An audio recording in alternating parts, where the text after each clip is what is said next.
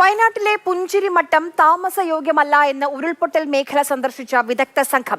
പുഞ്ചിരിമട്ടത്ത് നിലവിൽ വീടുകൾ ഇരിക്കുന്ന പുഴയോട് ചേർന്നുള്ള ഭാഗത്ത് അപകട സാധ്യതയുണ്ട്. ചൂരൽമലയിലെ മിക്ക പ്രദേശങ്ങളും സുരക്ഷിതമാണ്. സുരക്ഷിതമായ ഇടങ്ങളുടെ പട്ടിക തയ്യാറാക്കുമെന്നും ഭൗമശാസ്ത്രജ്ഞൻ ജോൺ മത്തായി പറഞ്ഞു. ഇത്രയും ഒരു ചെറു പ്രദേശത്ത് ശക്തമായ തോതിലുള്ള വെള്ളം വന്നു ചേരും.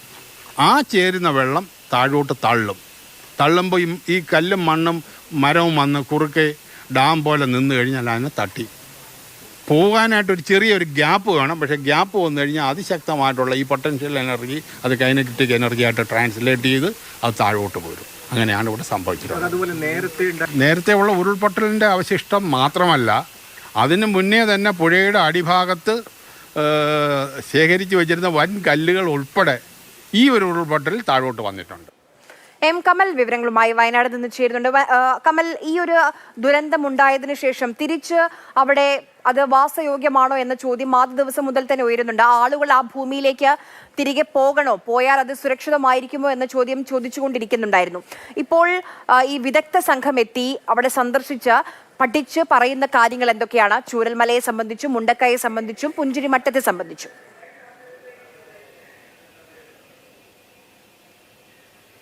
ആര്യ, ഈ ജോൺ മത്തായി, ഭൗമശാസ്ത്രജ്ഞൻ ജോൺ മത്തായിയുടെ നേതൃത്വത്തിലുള്ള വിദഗ്ധ സംഘം ചില പ്രാഥമികമായ നിഗമനങ്ങൾ മാത്രമാണ് ഇപ്പോൾ പങ്കുവെക്കുന്നത്.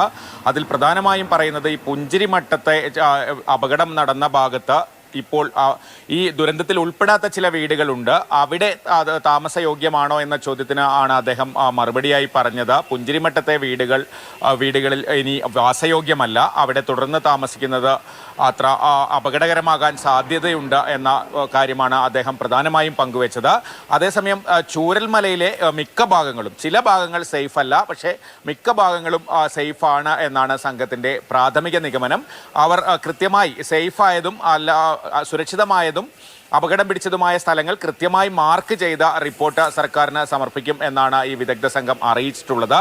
മറ്റൊന്ന് പ്രധാനമായി പറഞ്ഞത്, ഈ ഉരുൾപൊട്ടൽ ഉണ്ടാകാനുള്ള പ്രധാന കാരണം ആ പ്രദേശത്ത് പെയ്ത അതിതീവ്ര മഴയാണ്. 2 ദിവസം കൊണ്ട് 570 മില്ലിമീറ്ററിലധികം മഴ പെയ്തു.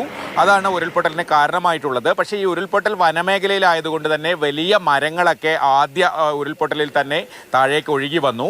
മരങ്ങളും പാറകളും താഴെ ഭാഗത്ത്, ഈ സീതമ്മക്കുണ്ട് വെള്ളച്ചാട്ടത്തിൻ്റെ ഭാഗത്തൊക്കെ കെട്ടിനിന്ന ഒരു ഡാം പോലെയായി.